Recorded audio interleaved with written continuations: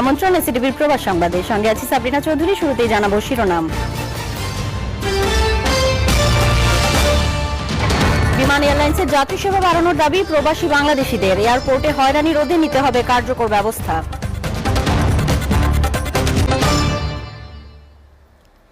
Taif প্রবাসী বাংলাদেশি কমিউনিটির উদ্যোগে বাংলাদেশের জাতীয় পতাকাবাহী বিমান বাংলাদেশ এয়ারলাইন্সের যাত্রী সেবা প্রবাসীদের সুবিধা বৃদ্ধি, মান উন্নয়ন ও করণীয় সম্পর্কে এক মতবিনিময় সভা অনুষ্ঠিত হয়েছে।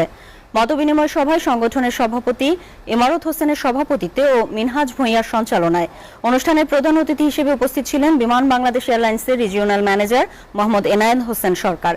অনুষ্ঠানের প্রধান বক্তা হিসেবে উপস্থিত ছিলেন সংগঠনটির সদস্য সচিব এস.এ. লিটন। আমন্ত্রিত অতিথিদের মধ্যে উপস্থিত ছিলেন তাইফ প্রাদেশিক আওয়ামী লীগের সভাপতি নজরুল ইসলাম সর্দার, বিমান বাংলাদেশ এয়ারলাইন্সের finance manager SM. Mosaddek Chowdhury, Bangladesh reporters অ্যাসোসিয়েশনের সভাপতি এম.ওয়াই আলাউদ্দিন, মনির সরকার, খোরশেদ আলম, খোকন মজুমদার সহ আরও অনেকেই।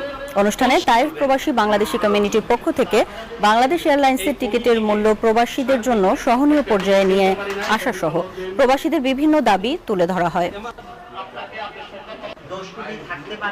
শেষ করার আগে শিরোনামগুলো জানাবো আরেকবার। বিমান এয়ারলাইন্সের যাত্রী সেবা বাড়ানোর দাবি প্রবাসী বাংলাদেশিদের। এয়ারপোর্টে হয়রানি রোধে নিতে হবে কার্যকর ব্যবস্থা।